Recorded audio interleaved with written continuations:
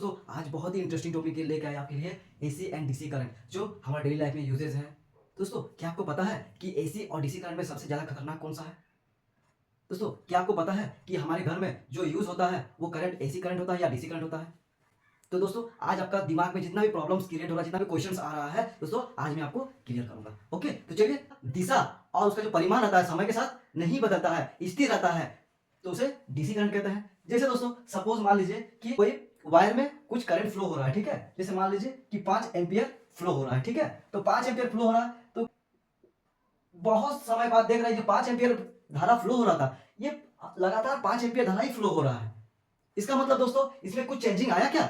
Changing नहीं आया। समय के साथ समय को सूचित कर रहा है, तो समय के साथ ये कुछ चेंजिंग आया क्या? ये 5 एम्पियर धारा आपका बह रहा है, तो ये 5 एम्पियर यहाँ भी है, यहाँ भी 5 एम्पियर 5 एम्पियर। तो इसमें दोस्तों क्या कुछ चेंजेस आया? समय के साथ नहीं आया। इसका मतलब ये दिष्ट धारा है।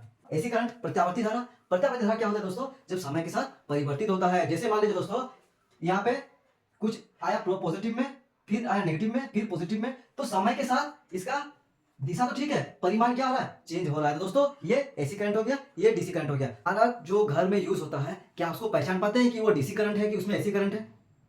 नहीं कर पाते हैं। दोस्तों आज आपका क्लियर हो जाएगा। देखिए कैसे, जब भी आपको कहीं दिखेगा प्लस माइनस, ऐसा कोई सोर्स जिसमें आपको प्लस माइनस दिखे, उसमें हम लोग क्या समझेंगे?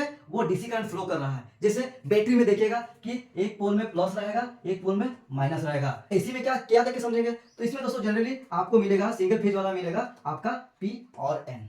ओके, तो चलिए दूसरा चीज समझते हैं, इसको ट्रांसफर।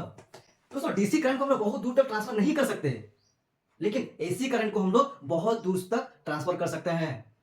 और दोस्तों एक और चीज है जो डीसी करंट को नहीं कर सकते, लेकिन एसी करंट को कर सकते हैं। क्या? ट्रांसफार्मर की सहायता से इसको हम लोग कम बेसी कर सकते हैं एसी करंट को, लेकिन इसको कम बेसी नहीं कर सकते दोस्तों। तो हमारा ट्रांसफर क्या है? ये ट्रांसफर, नो ट्रांसफर, इसको ट्रांसफर। ओके, मतलब एक जगह से दूसरी जगह इसको हम लोग बहुत दूर तक लेके जा सकते हैं, ठीक है। तीसरा है स्टोरेज। दोस्तों डीसी करंट को स्टोरेज किया जा सकता है क्या?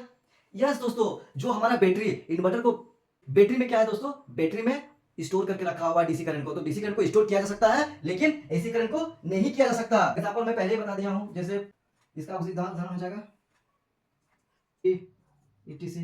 ओके, इसका एग्जांपल दोस्तों फ्रिज, कूलर, टीवी, ईटीसी, बहुत सारा और भी जो चीज है हमारा घर में यूज होता है, एसी करंट से उसका काम होता है। और बाकी डीसी करंट का आपका एग्जांपल ये रहा। क्या दोस्तों डीसी करंट को एसी में बदल सकते हैं? यस दोस्तों, इन्वर्टर का यूज करके डीसी करंट को एसी करंट में हम लोग बदल सकते हैं दोस्तों।